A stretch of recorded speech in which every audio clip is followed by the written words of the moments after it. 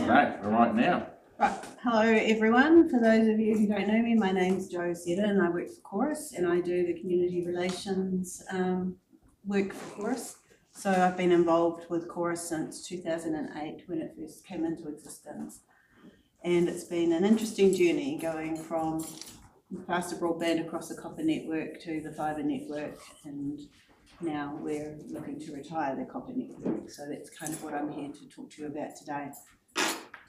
So this is kind of a bit of a snapshot of who Chorus is for those of you who don't know who we are. We manage most of the fixed line communications network throughout the country, all of the copper network and most of the fibre, but there are other fibre companies out there like Enable in Christchurch and North Power and TFF. So they've done some of the fibre rollout as well. We were established in 2011 following demerger from then Telecom and now Spark. So we are a standalone company and we are answerable to our shareholders.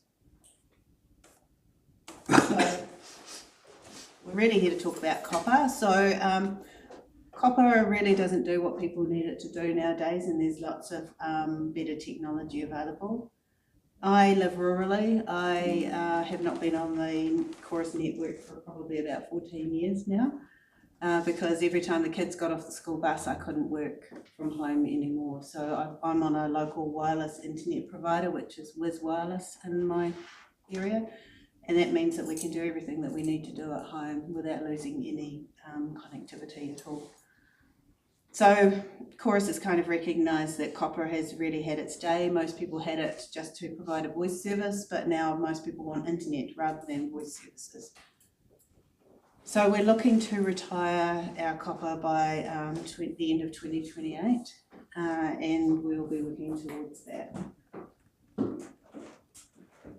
When people talk to us, they say they still want a voice service. That's fine. You can actually get a voice service over your whatever connection you've got. So whether you've got Starlink or whether you've got a wireless internet provider like we have, or fixed wireless, which is where you work through the mobile towers, through the likes of Spark, 2 Degrees, One New Zealand. You just need a box that plugs in and then you can have a voice service just the same as you did before on copper.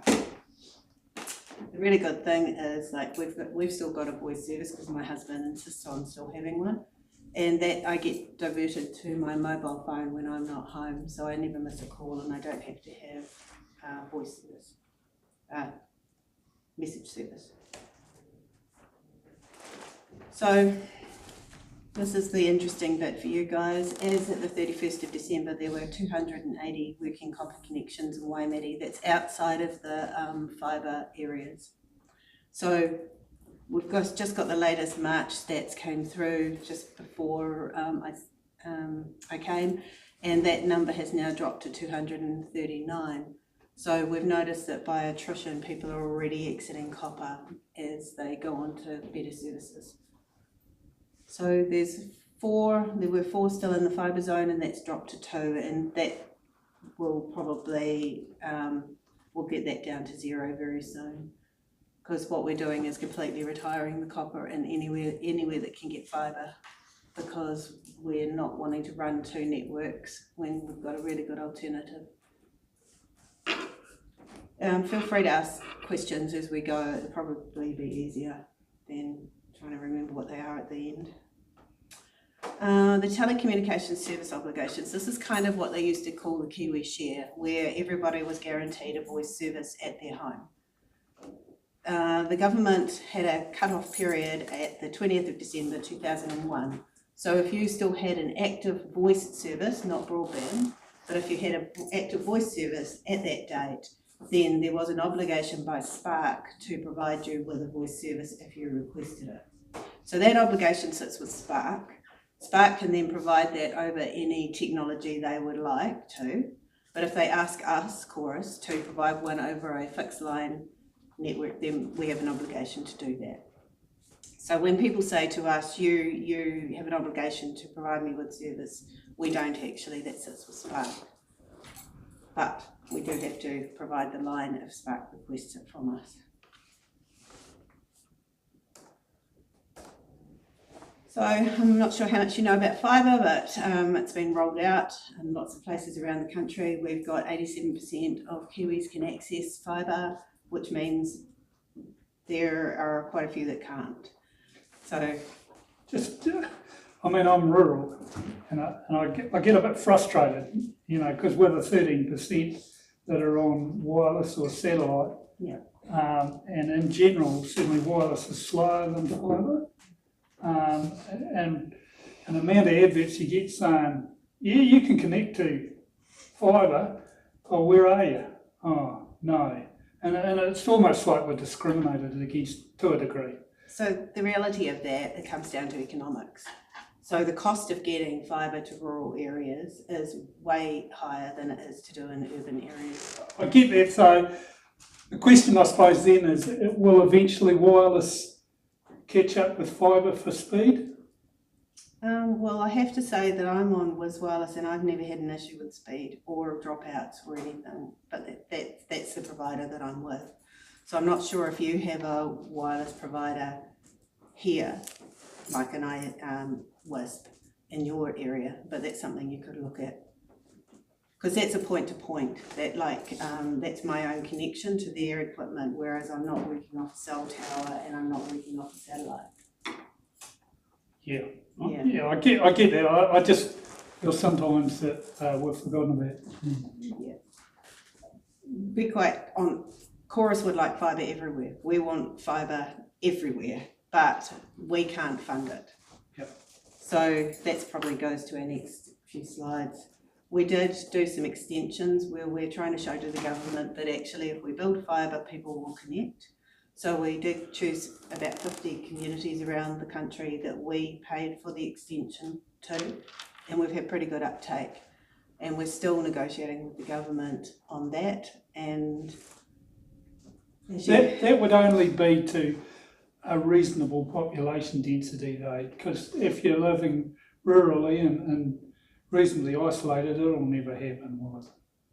I doubt it because of that economics, right? So we get a return on each connection, the use of that line. So if that's $40 a month and it costs you $500,000 to get the fibre to 3 or 4 properties, then you're never ever going to cover your costs and you'll go out of business in no time. Yep. So that's the problem. You know, I get it. Yep. So this might be a stupid question, but if wireless is performing really well, why do we need fibre? Because you can't actually compete with fibre for resilience and the ability for multiple devices to be working at the same time. So when you go, if you've got a house, you'd probably be surprised how many devices are working off your internet connection at any one time. But we've got things like robot vacuum cleaners and all sorts of other stuff now in our homes that are all running off your internet connection. So fibre enables multiple devices to be used at the same time with no drop out. We guarantee the speeds on our network. Whereas on wireless or fixed wireless, it's probably not. There's a bit more competition. We get fibre dropout all the time here, both at work, which is just across the road from here, and at my home. Our connection drops regularly. Right, and it won't be, I can practically guarantee it won't be our network. It will be something to do with your provider or the equipment that you've got, like your modem might need upgrading. How long have you had? Modem be less than 2. But we work straight off the fibre. Yeah. Like off the fibre box it was installed. So it'd be less than 2 years. Right. So, but I can check the line, but we do guarantee our lines, so it's probably the equipment or something to do with the provider. So maybe check with your pass that on, because it is a common complaint we see around town. Okay. Is the speed and the dropout. So I'm happy to go back and get your line tested, make sure that it's working the way that it should.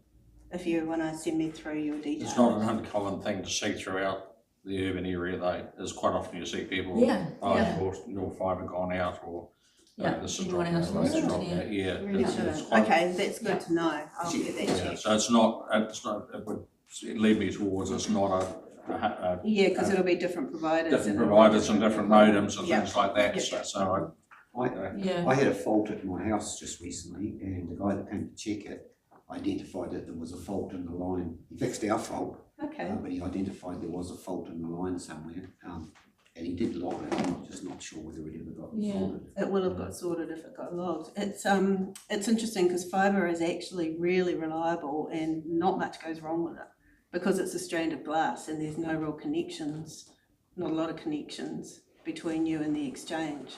So that's why it's better than copper, and that, you know, like you've got multiple stages with copper, whereas the fibre is just one continuous line. Yeah, because we often see it in the chat groups and stuff. It often comes up that people's internet have dropped. I think when it's Get that raining. checked. Yep. Rain shouldn't affect. No, it shouldn't. Yeah. It should not affect fibre at all. It can be underwater and it will still work, whereas copper won't. Yeah, no, it's interesting. Okay, so we've got a bit of work. So you to do. reckon rain affects it? Weather No, it seems to be definitely that- seems to drop stuff out. That's definitely weird.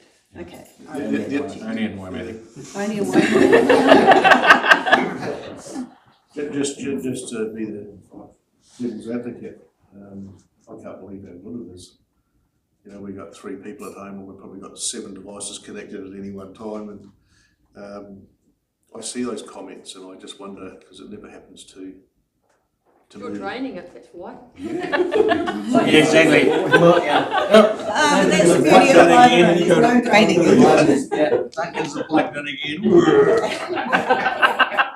What's that? They're like shooting aliens? Yeah, that's it. Yeah, because it's after work, like 6 So it's o'clock. demand.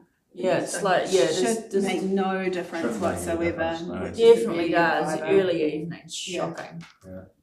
So It really should not make any difference. Okay. no, it So I'd shouldn't. say it could If be, you can send me- it could be that needs to be a little bit of education around what you're talking about, how old's your modem, Yeah, I can are send you getting- through some checks, you know, that people can check to see that everything is the way it should, but I can Yeah, 'cause we can certainly share that. go back and check to see if there's any issues with the network here.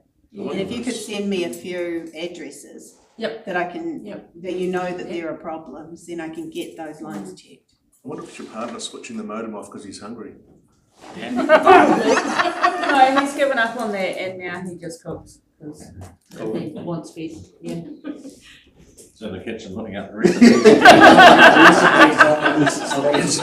This is microwave work.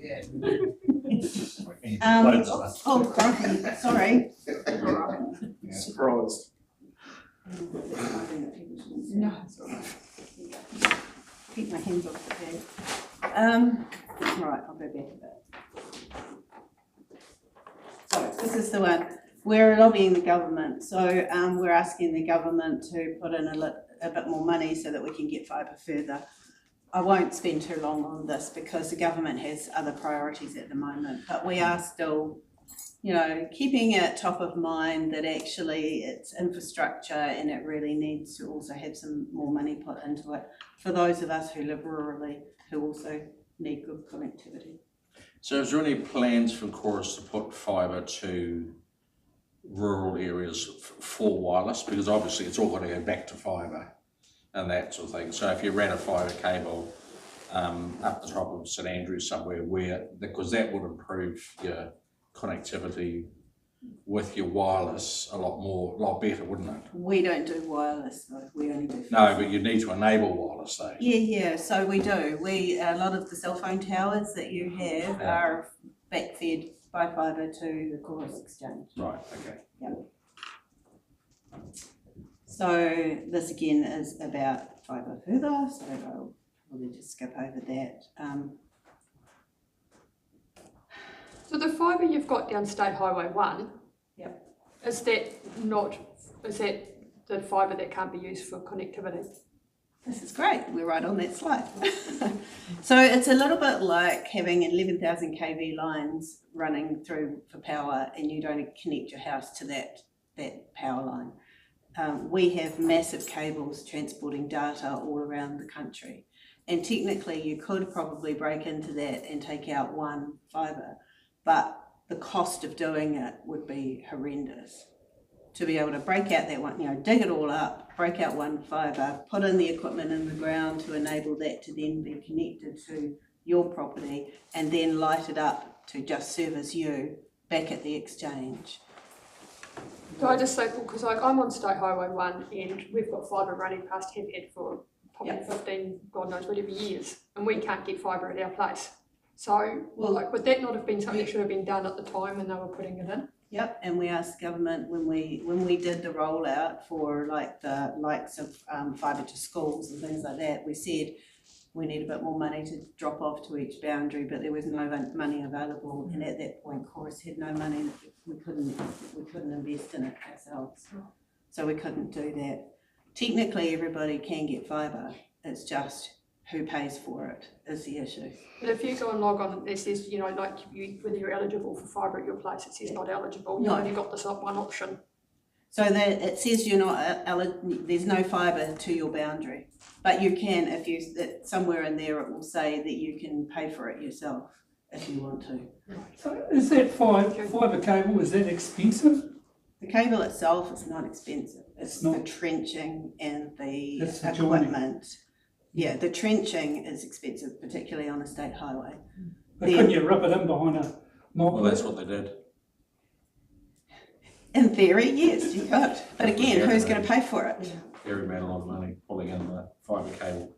Yeah. Better off getting started. He just used a big D10 bulldozer, or a couple of them linked together in a big mold pad. Yeah.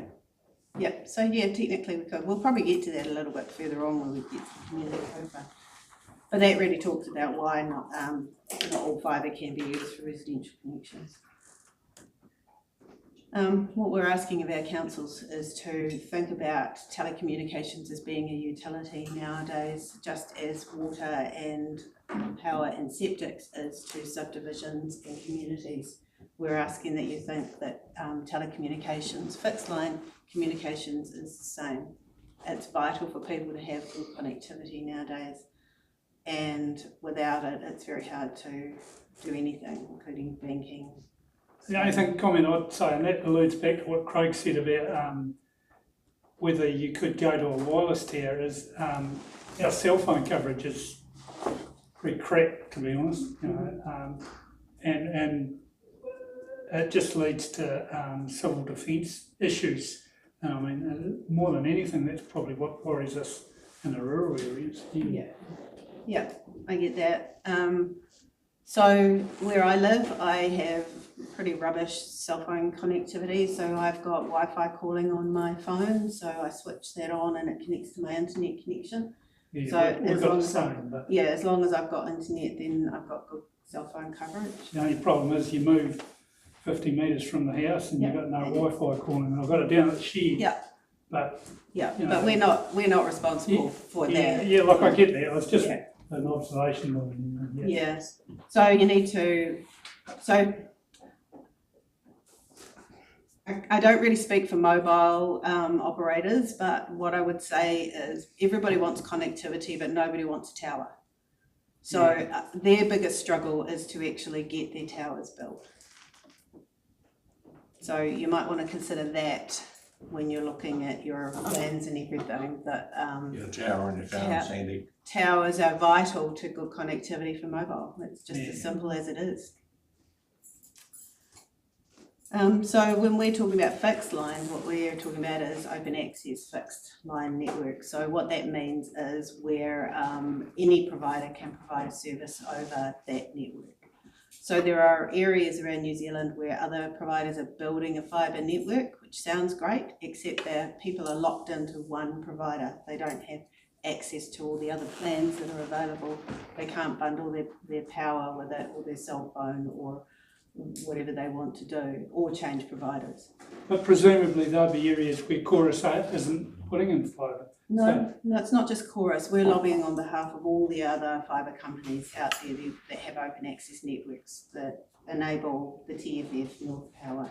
They're all building open access networks. Okay. I'm not going to name names, but there are providers who are building their own fibre networks. So, subdivision standards is the other thing that we want to talk about. So, your plan does require telecommunications, but it doesn't specify open access fibre.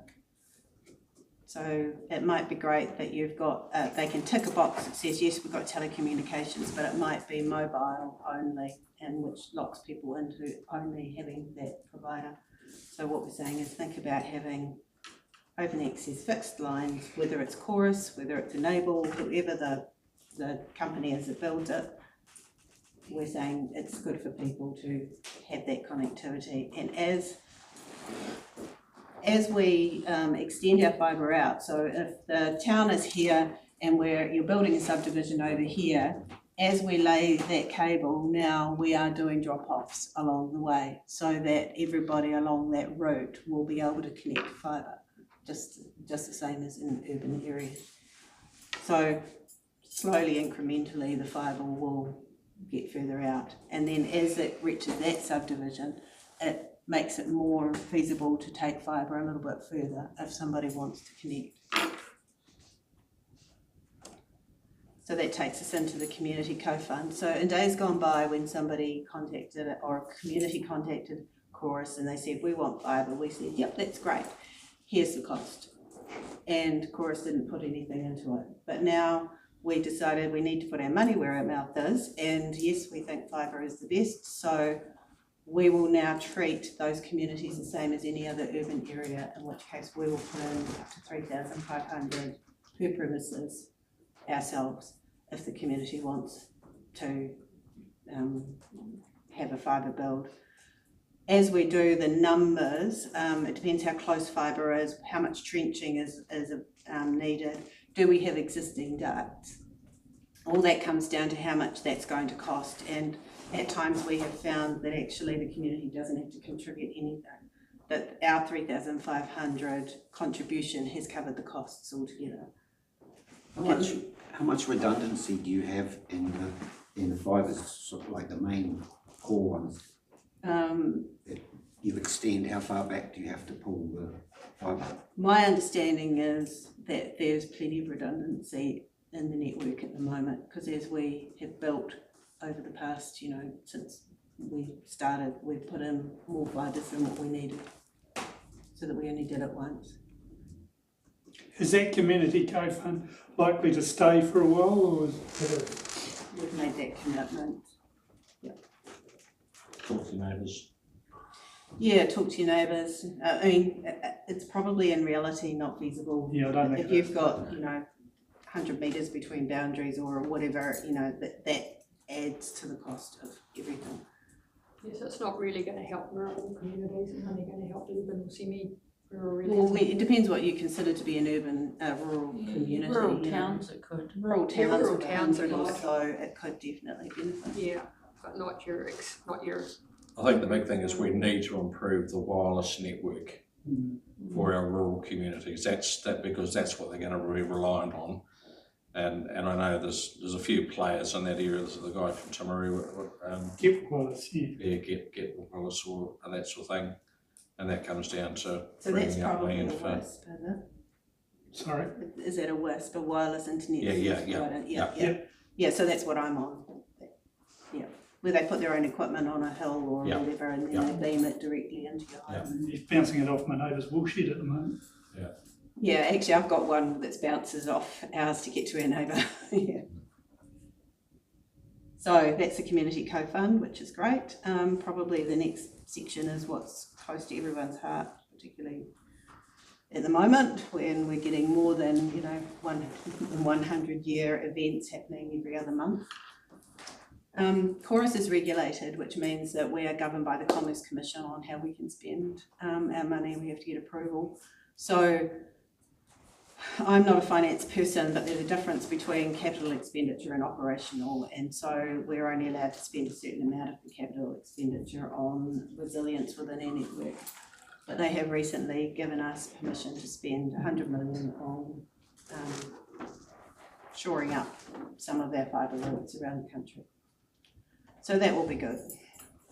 We're also looking at earthquake strengthening our buildings, so those exchanges are vital, because although we don't need the whole space of an exchange anymore, the cables are still going in there and then into equipment and then out, so they are still vital for the whole network. That's just a bit of a snapshot of where our fibre routes are.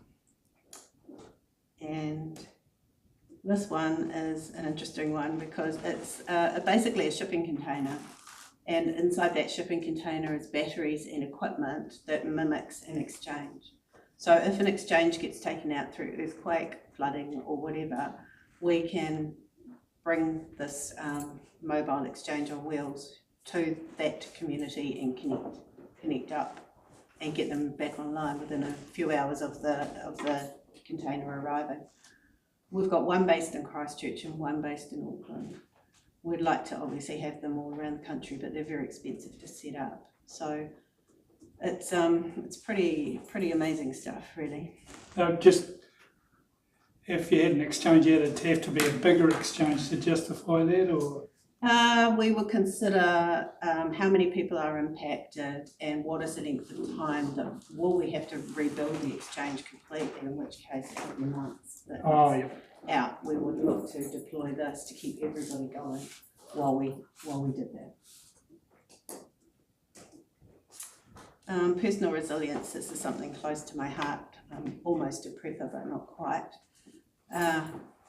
All telecommunications requires power nowadays. Even the copper network, everybody thinks that not everybody, some people think that the copper will still work if the power goes out. Doesn't necessarily. For one thing, most of the phones that you use require power to work them. Also, that copper network requires power. So whether it's in the local cabinet or whether it's in the local exchange, we do have battery backups in both, but in extended periods of outages, those communications are going to go down. But what we're saying to people is think about what you have in your house. So recently, one of the last weather events, we lost power for 4 days, and I had one of these UPS. My telecommunications kept working for 12 hours off that before it needed to be recharged. I also had a little portable pack that kept 4 cell phones running for the whole time that the power was out. And I also have 2 generators, one kind of at the house and one down in the shed, because we have bulls and they always know when the fence is down and they choose to go wherever they like. So I keep that generator down there mainly to keep the electric fence running, but also to keep the freezer running. But I recognise that everybody is going to have a generator. We have a Facebook page where we were swapping generators around where people didn't have generators. They would just post on there, say, hey, has anyone got one I can borrow? And I said, yeah, come and grab it for, however long you need it. I just need it back, tomorrow or whatever. But personal resilience is really important. I'm sure that you've probably talked with your communities about that anyway. It's about being prepared, and what we're saying is when you have when you think about your preparations, think about the battery backups for your telecommunications.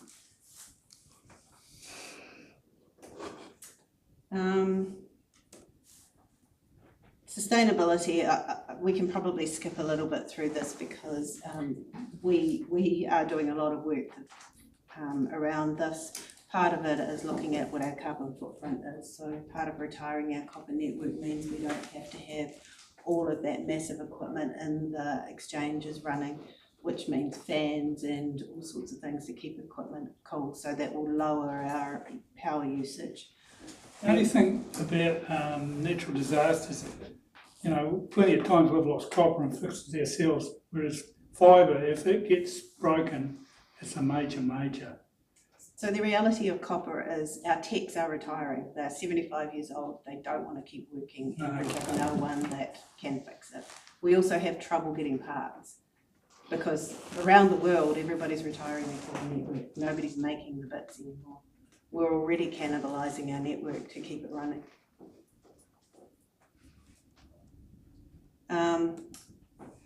Digital equity is probably the next thing that's of interest. Is as I said, we are regulated, which means we can't charge more and we can't charge less to service providers for the use of our lines. So we've never been able to offer a low cost service for people who are on that side of the digital divide.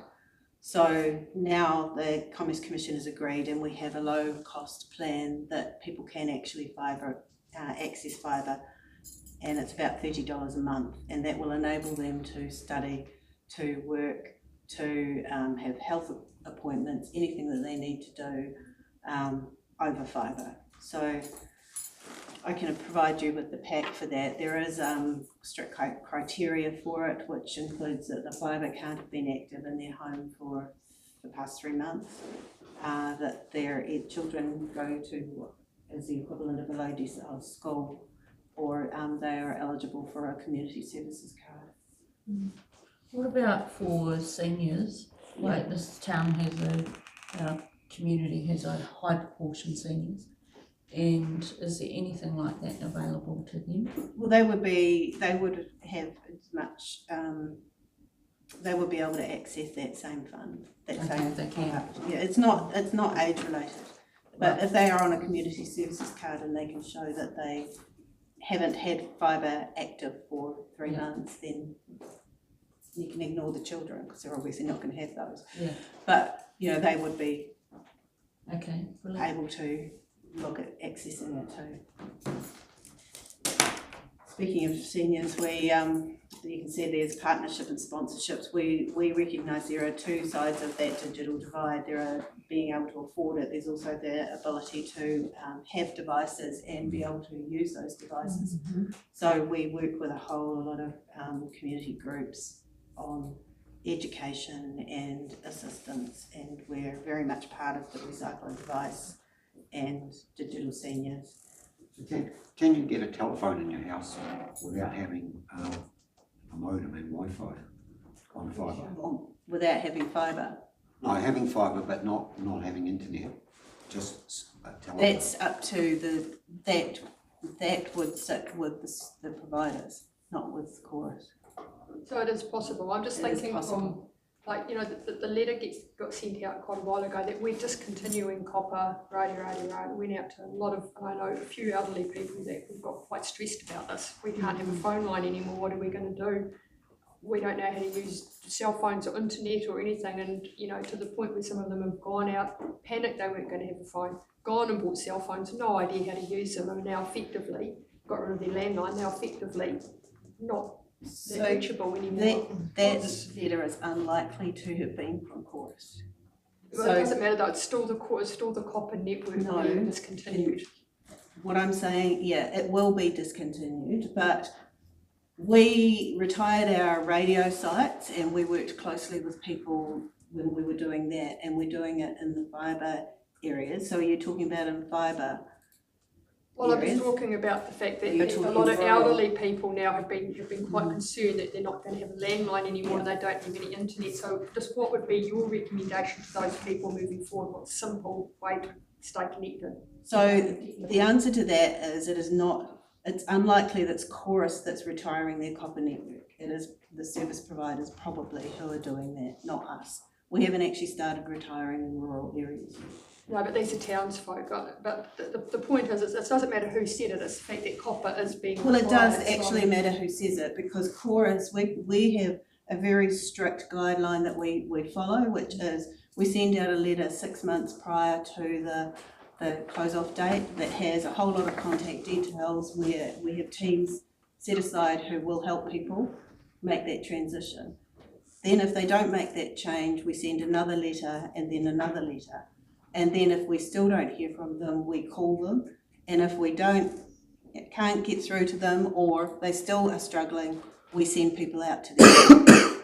So we do an enormous amount of work to help people with that transition. Yeah, no, sorry, and it wasn't a criticism. I'm just saying. What's the advice that you would give to elderly people who know they're going to lose their copper, and what's the alternative? Like, can they still plug in? Yes, they absolutely can still plug in and just get a phone service. Plain landline. And they can get a plain phone service over their wireless. But what if they don't have wireless? If they're not, like, so I'm saying There is there's a lot of nowhere in people. New Zealand that can't access some form of telecommunications, whether it's satellite, whether it's wireless. I know, but I understand that, but for an elderly person who's got no clue, who's had a landline all of their life, and they don't understand Wi-Fi, they don't know how it works, what can they do? They can. Simply. I mean, this is why we work with digital seniors, this is why we work with a whole lot of community groups. I know, but We don't know these people until they contact us. I know, but So- like, as a counsellor, people come to us with concerns. What's the best way that we can help them to stay connected? If they are on a chorus copper line, they can contact us directly, and we can talk them through it. I think there's obviously an opening here for the likes of Grey Cow or Yeah. one of the senior groups through the likes of Jackie's to, We do, through work, and we've actually just supported a client through this very thing. Yeah.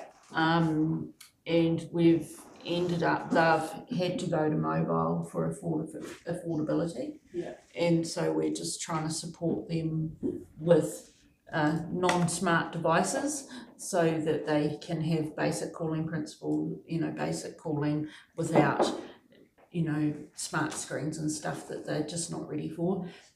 We run Silver Tech courses in conjunction with Age Concern on a fairly regular basis, probably 3 times a year, trying to give digital training out to the community. So we've got a new one of those kicking off in May.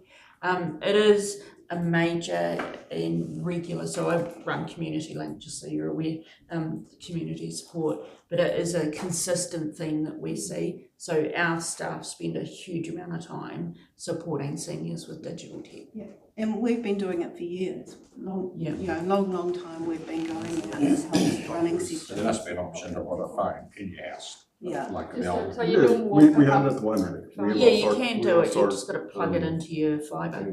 Yeah, into your modem. So you need the fibre installed and then you just plug it in to that. So I used to have that at home. Where it's challenging for seniors in the current market is actually around affordability. Because I think, was it about $70 or $80 the other day, Stace? Do you remember that conversation?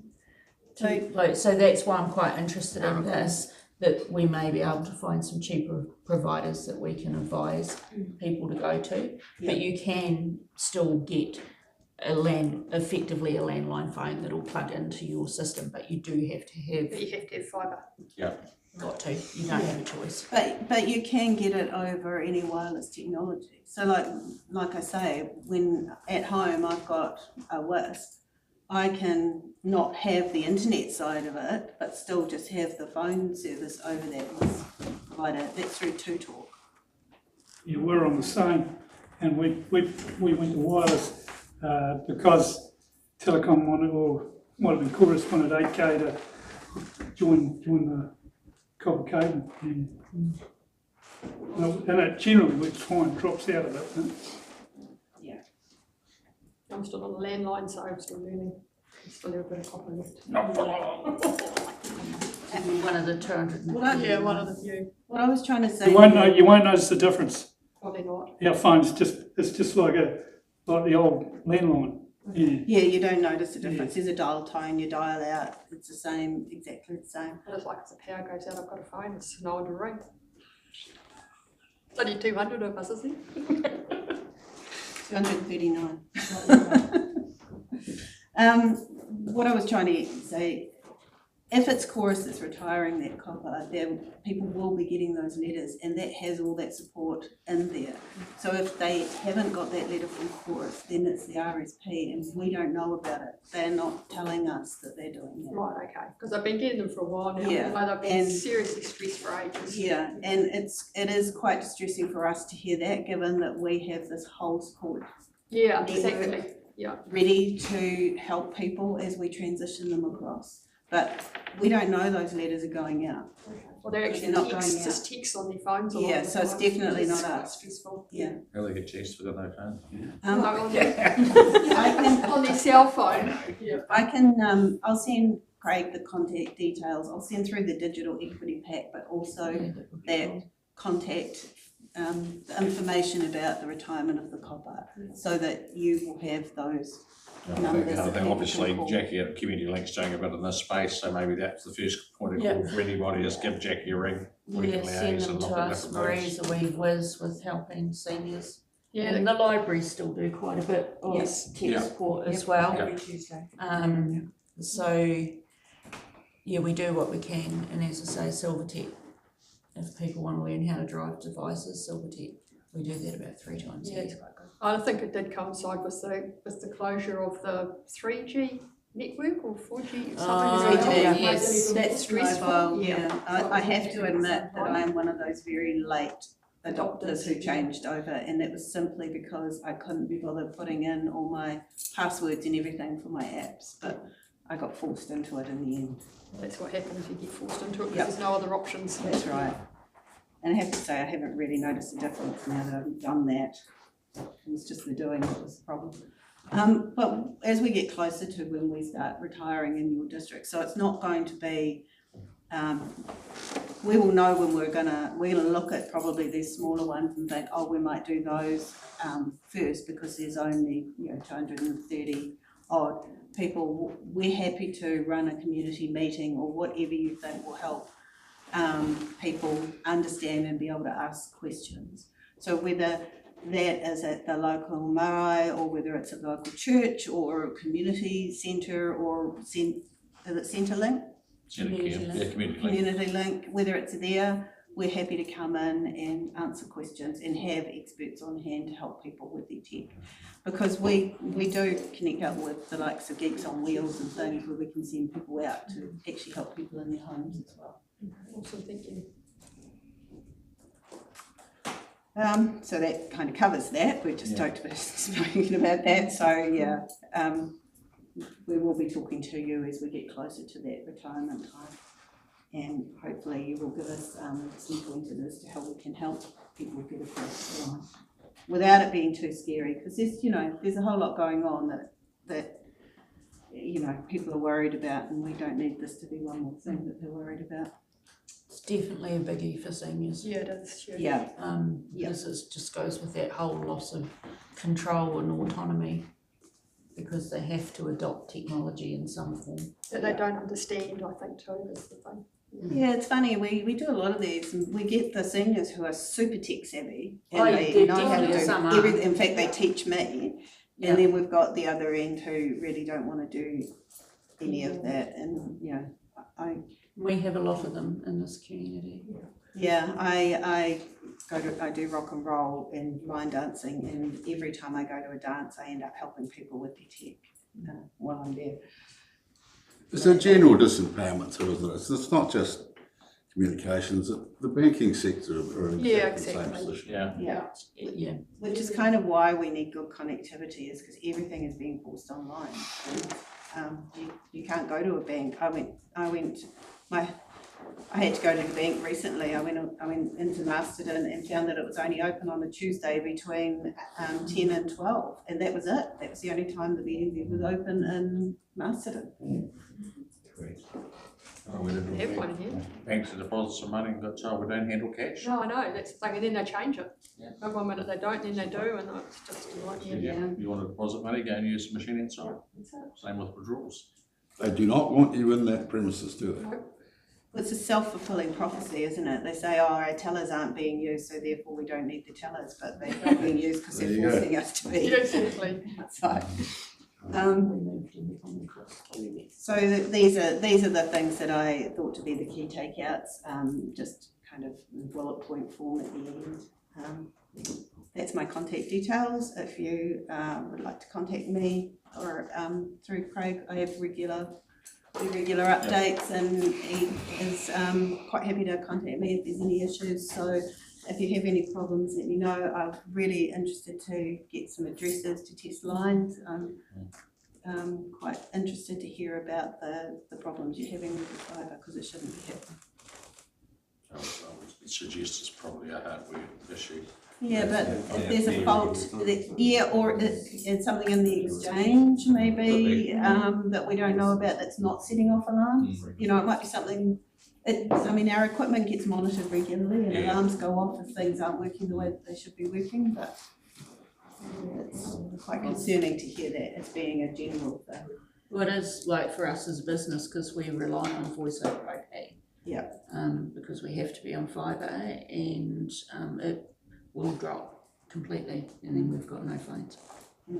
So. Really shouldn't. Cool, thanks, Joe. Any other questions? Any other questions or concerns or anything? No, thank you, that was good. Just, have you got any idea of when this is likely to start in our district? No, Like, obviously, we're But probably I gonna will let be you one of know. the front runners, being with low numbers. there's quite a few low numbers throughout the Right, country, okay. so I'm not sure. I mean, we're looking at thousands in Northland, and so we're probably not gonna start there. We're gonna probably look at the lower numbers and Sure. see what we can do. Just the reason I asked, the more lead and time we've got, the more ability we've got to Yeah. liaise with the likes of Community Link and It won't, senior sits and Grey Power and. apart from reactive transition, which is where, like, if we have a landslide and we have lines taken out and it's too expensive to replace those lines, we will work with people directly then. But apart from that, nothing will be kicking off before early next year anyway. And hopefully we'll have a plan in place where I'll be able to tell you about it, and then we can set up some meetings and, you know, and I'm happy to go to people's homes if they're, you know, don't want to come out, depending on the fuel situation at the time. Yeah, I was gonna say. Yeah. A big factor at the moment. Yep, it's a massive Thanks, Joe, factor. that's a good update. It's just a few.